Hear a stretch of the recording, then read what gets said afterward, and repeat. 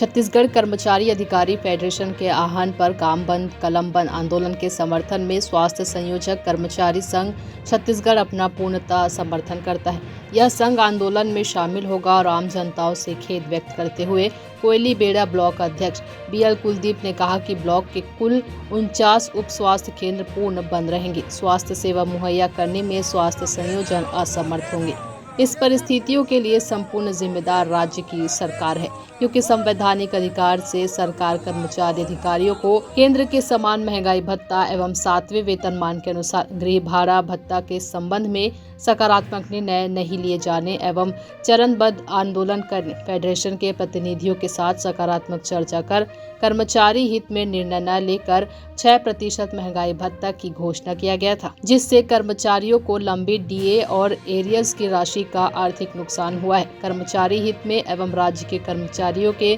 न्यायोचित मांग पर फेडरेशन के आह्वान में 22 अगस्त 2022 से अनिश्चितकालीन आंदोलन हेतु पूर्ण रूप सहभागिता एवं आंदोलन में स्वास्थ्य संयोजक कर्मचारी संघ अग्रणी जिम्मेदारी निभाएंगे।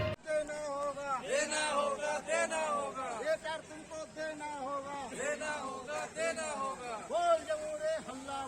हल्ला बोल